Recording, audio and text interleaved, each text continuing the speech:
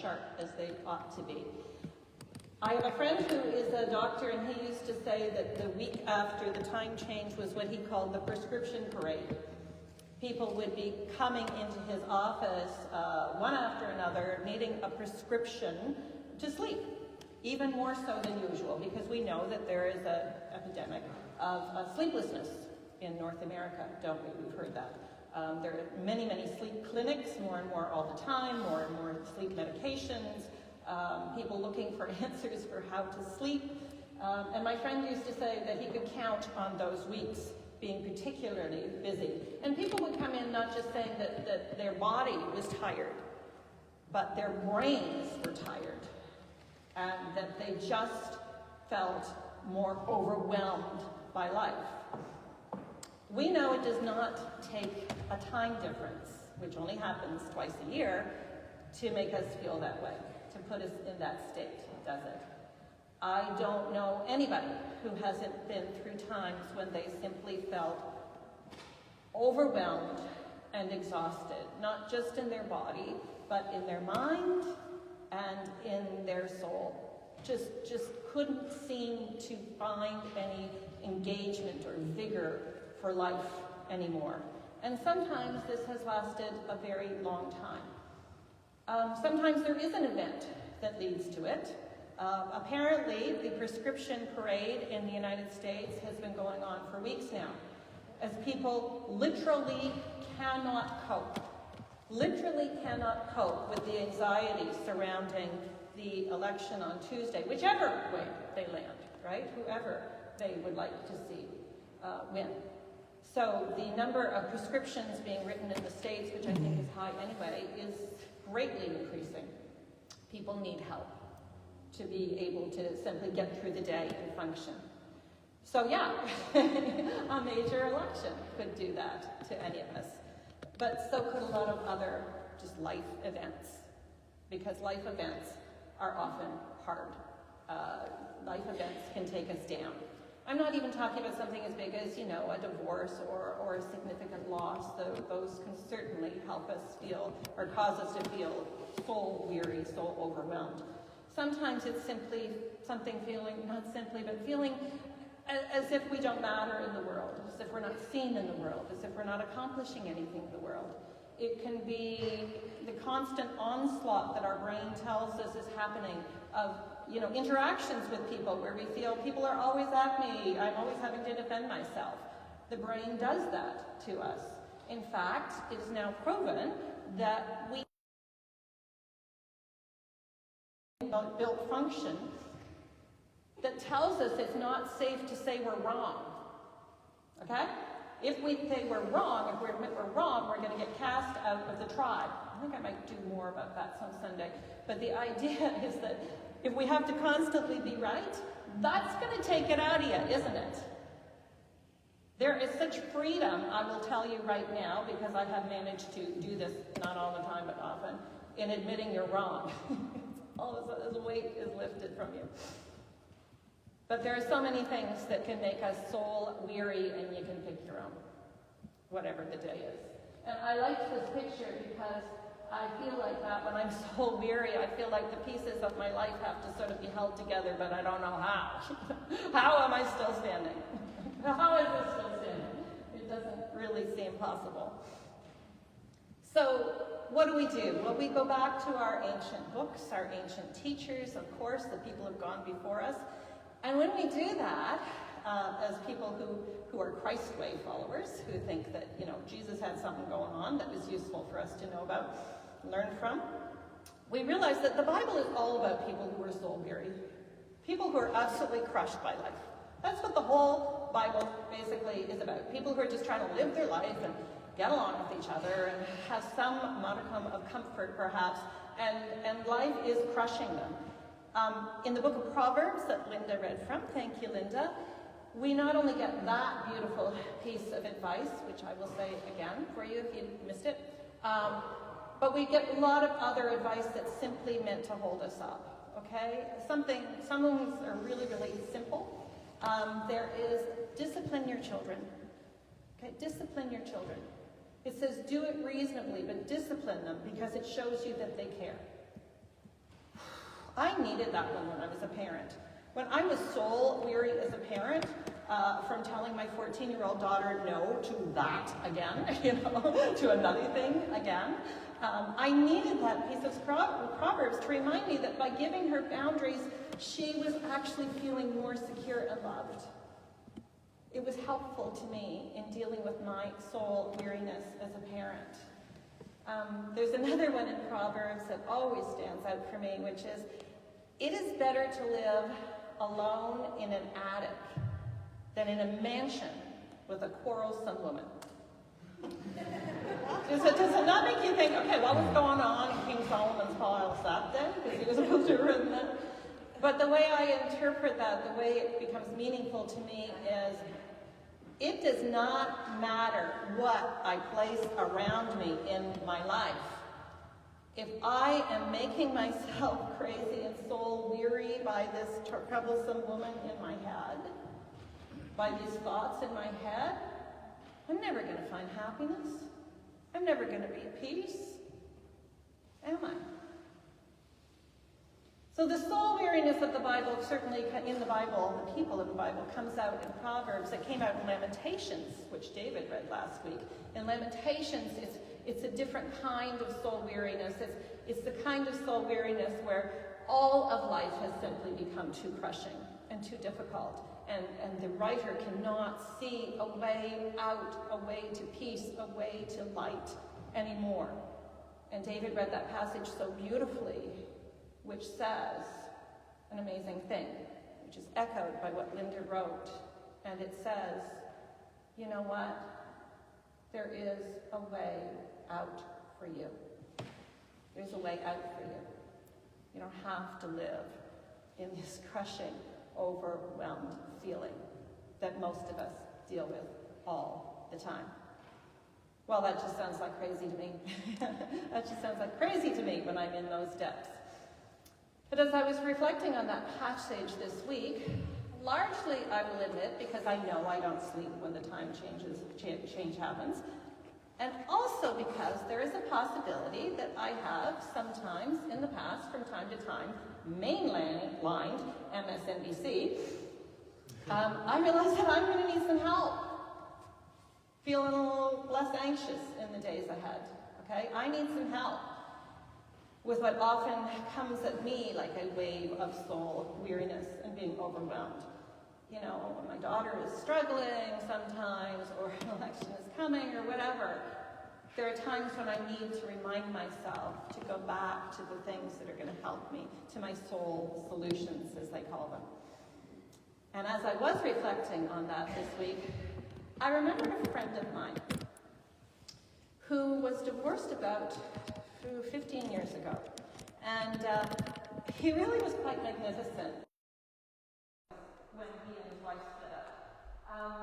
He said that his aim, who was right in front of him, that he was going to keep focused on, that he was going to live into, was that he was never, ever going to put his kids between him and his ex-wife. He was never going to say a bad word about her. He was never going to make them choose sides. He was going to hold the idea that they had kids together, they could have a good relationship or a bad relationship the rest of their lives, and he was going to choose a good relationship. And he and I used to meet fairly regularly for coffee to discuss life. We were both going through something similar. No, I guess I was a little further along than he was at that point. And I saw him like so full and strong and everything, and all of these pieces of his life are just being held together by his determination. And you can picture this stack here with the stones slowly tumbling. Because as the reality of what his life looked like now came upon him, it was like this wave of soul weariness. It was hard. It was hard to think of himself as a divorced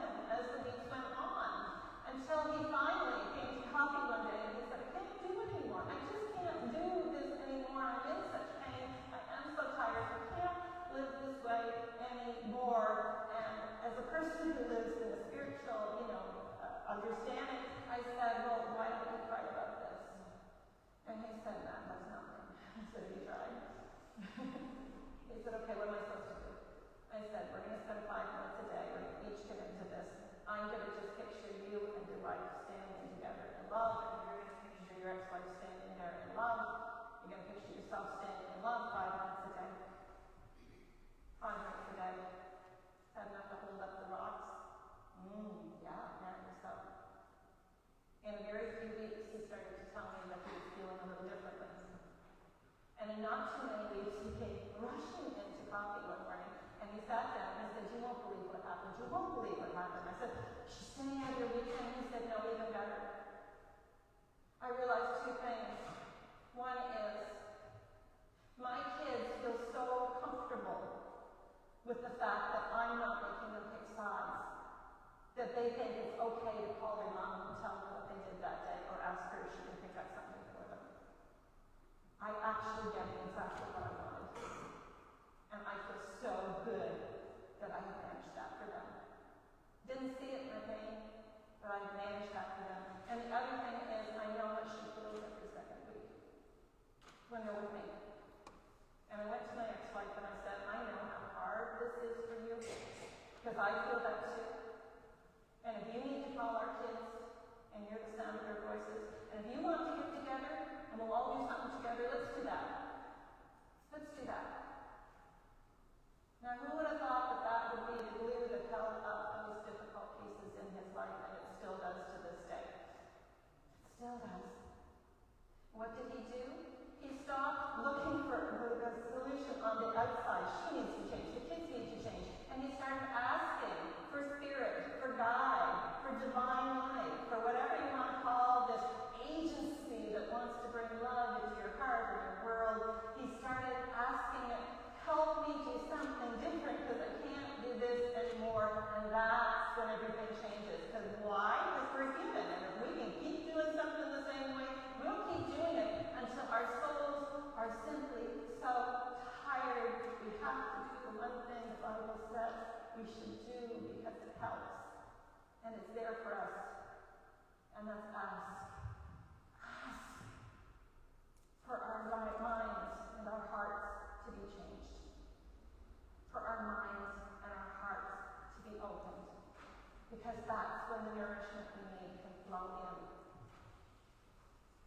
So I listen to Lamentations, and it says, "All things work for good for those who love God," and that simply means you can put as many good things around you as you want. You can try to change the world in any way you want, but if you are not living into God's promise to be love in your life, to be love in your mind, to help you open your heart in a way that's going to show you something different, you're not doing that.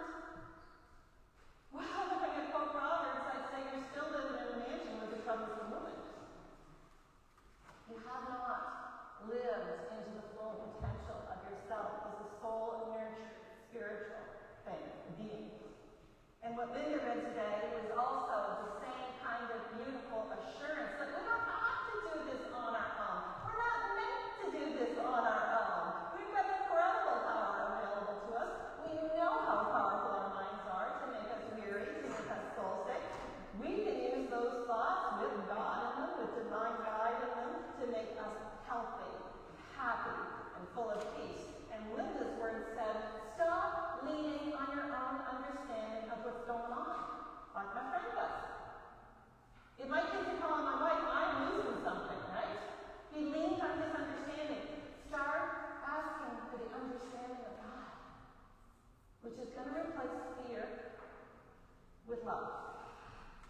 Every time. Every time. That's the promise of every single story in the Bible. I just finished rereading a C.S. Lewis book. Everyone knows C.S. Lewis? Yeah, Chronicles of Narnia. They're so worth reading again, by the way. There's such wisdom to be found in kids' books, I'll tell you. A lot of the children's stories I find are really built to nurture the soul in a way that adult stories aren't necessarily. They are meant to affirm that there is help and aid, and that we have a potential that we haven't even tapped into yet. The C.S. Lewis book I just finished was Mere Christianity. C.S. Lewis, you may know, became Christian later in his life. And he suffered huge and overwhelming soul weariness before that occurred. And he wrote some very, very beautiful words. Now, I'm going to put on the screen because some people like me are visual learners, not audio learners, and it might be helpful for you to see them. So there's C.S. Lewis, and he said, happiness and peace simply don't exist outside the soul. It doesn't matter how great your job is, how great your wife is, how great your kids are. Doesn't matter what you place around you. There are going to be issues and problems and difficulties, and you're going to feel the waves of uncertainty and anxiety coming. What you need to do is you need to build up the strength of your own soul, right? So he wrote these very, very beautiful words in Mere Christianity, and I really think, though, he's maybe a little bit dated, sorry C.S., I think it's so worth listening to today. He says, God is attentive to every tear you shed and every silent plea you make. There is a higher power, there is a greater good, there is a power of love in this world that we can be relational with. God understands the depths of your suffering and hears the cries of your heart. Even in your loneliest moment, God is by your side.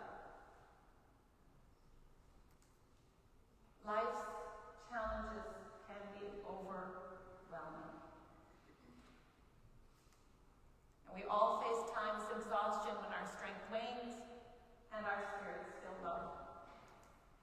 And in these moments, remember, you are not alone. The promise for a soul prescription is that even though we need to be reminded of these words over and over and over, there are things that we can do to make that message more constant in our day. More constant in our day. How do we do this? Well, I've given a few, okay? So my friend writes these prescriptions for people who can sleep. I'm giving a short prescription for the soul.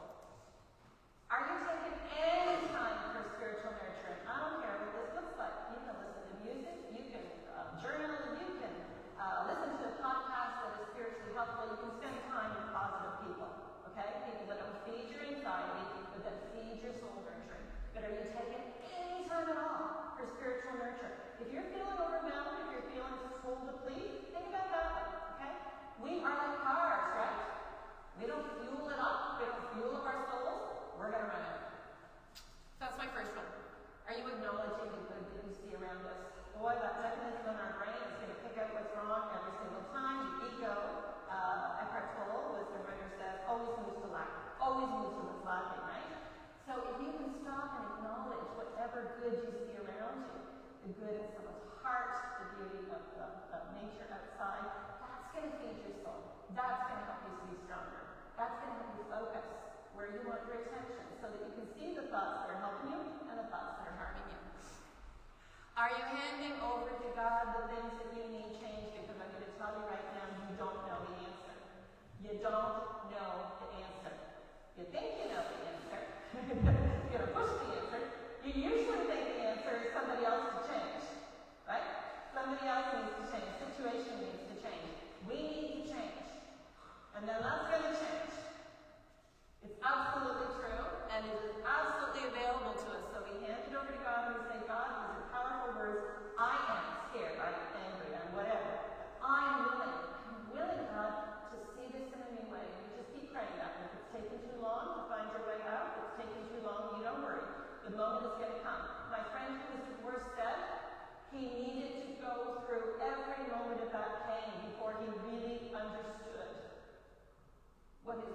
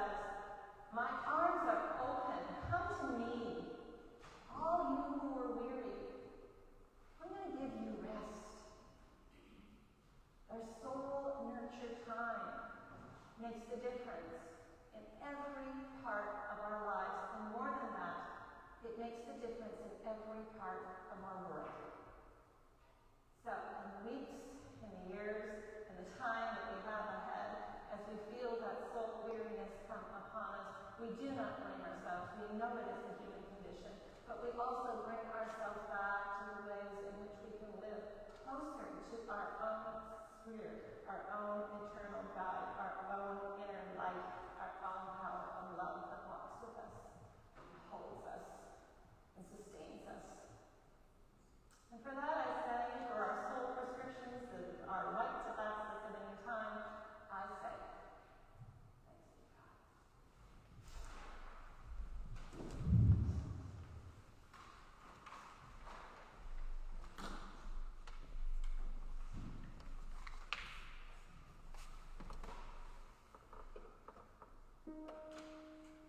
thanks be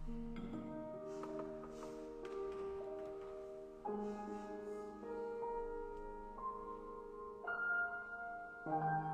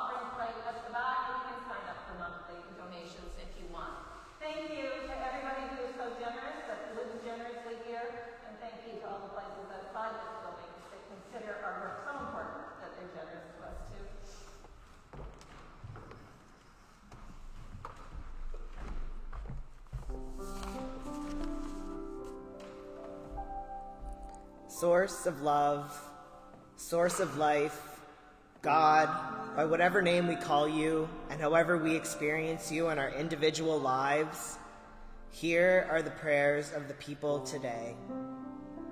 For Mona, for recovery for her sore hip. May it heal quickly so you can return to us and light up our sanctuary once more. For Rosetta, for guidance as she navigates a difficult time. For Eduarda, for comfort. For Conroy, for better health.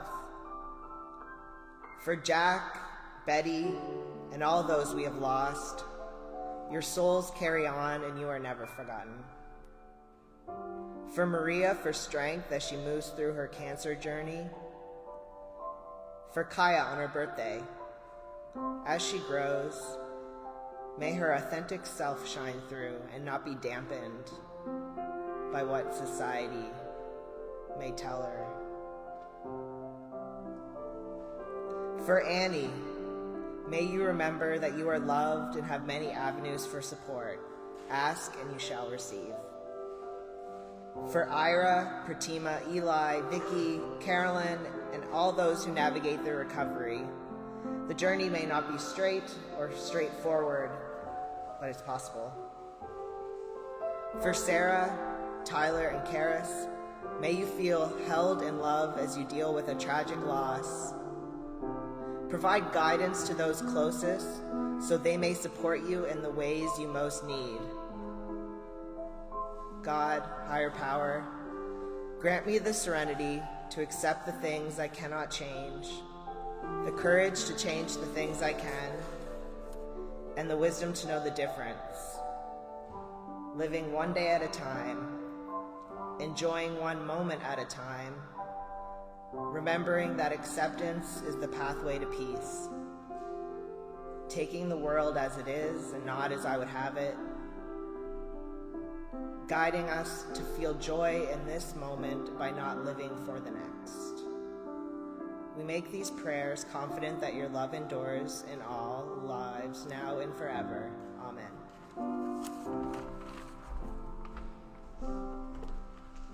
Thank you to everyone who participated in the service this morning. Thank you to all of you for being here together as we do our soul work together. Please stand for our benediction. Now go out into the world, knowing that you are not alone. There is a power available to you that will help you bring love and light and peace to your own mind and heart, and to the world that is waiting for you. And so we say these ancient words: may the love of God and the grace of our guide, Jesus Christ, and the fellowship and communion of the Holy Spirit rest and abide upon us, everyone, now and forever. Amen. Sorry to keep you a little late today, but thanks for everyone being here. Let's sing our three-part amen. And thank you, Jenna.